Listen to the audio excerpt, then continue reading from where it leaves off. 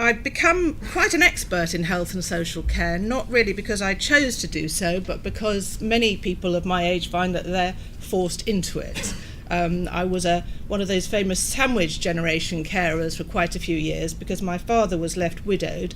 My mother died very unexpectedly young at 70. My father lived to the ripe old age of 89, suffering from total deafness and Parkinson's, which towards the end of his life was extremely debilitating, and he needed, in the end, full-time care, but carers obviously need breaks, and so my sisters and I were his weekend carers. So I knew all about that whilst bringing up 3 teenage children, the jam very much in the middle of the sandwich. Then, slightly unexpectedly, this was not part of the plan, my husband, age 54, had a very serious stroke 18 months ago. And indeed, this is about the first time I've been able to make a breakfast meeting, because for those last 18 months I've been having to help him up and dressed and so on in the mornings. But thankfully, at last, he is now fully independent, so hallelujah, that's a great moment.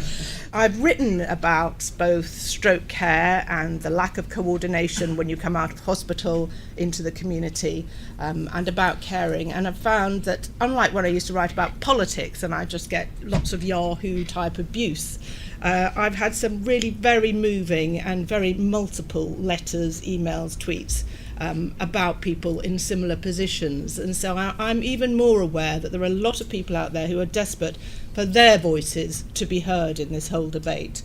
And the one thing that does really hit home is this lack of coordination between health and social care. Both my father and my husband, hospitalised, brilliant care, I can't fault it. When they would come out, that's where it all fell to pieces. You go to hospital, you have an emergency, you come out, and that is where the trouble starts. The fantastic help you've had in hospital suddenly vanishes. In my father's case, he would get physio to keep him moving after with the Parkinson's, would come out and be given kind of one physio once a fortnight for 6 weeks, and that would be it. And half the time you'd phone up to say, where is the physio? They haven't come, and you couldn't get through because it was just a helpline. So it just seems a Rolls-Royce experience in hospital usually, and then you come out and there's nothing there. Similarly with my husband, fantastic physio occupational therapy in the hospital. He was in there 2 months in an acute hospital, another 2 months in a rehab hospital. He then came out, and then we were told, rather than having 4 hours a day, which is what he had been given, we would get 1 hour a week.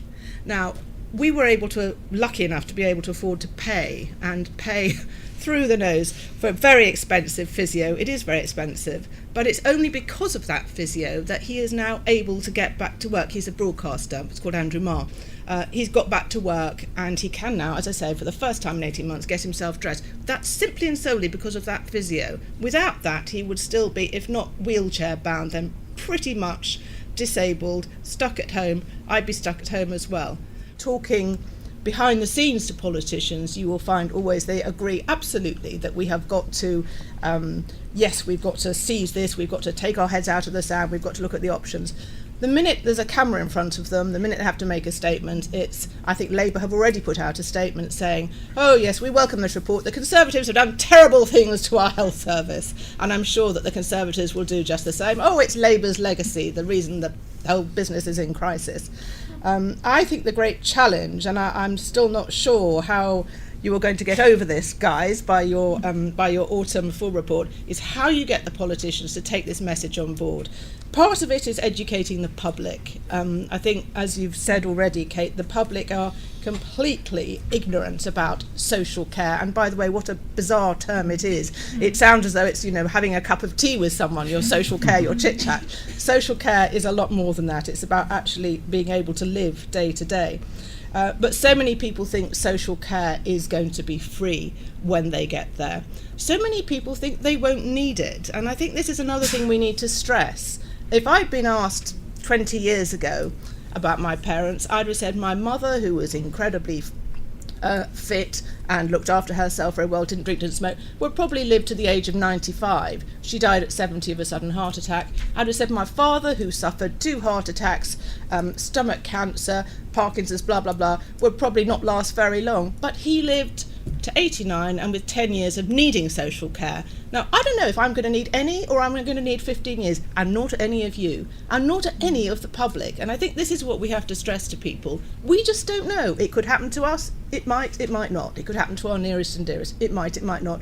I, like I'm sure most of you, and like I'm sure most politicians, looked at this wonderful list of options that Kate and her commission have brought up and thought, I don't think any of those are politically feasible.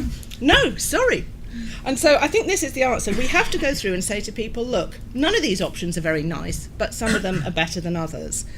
Richer pensioners do have to pay more, and I would certainly support looking at the benefits such as bus travel, TV licences for richer pensioners and diverting those funds. I think that is almost a given. That is one thing I would certainly support.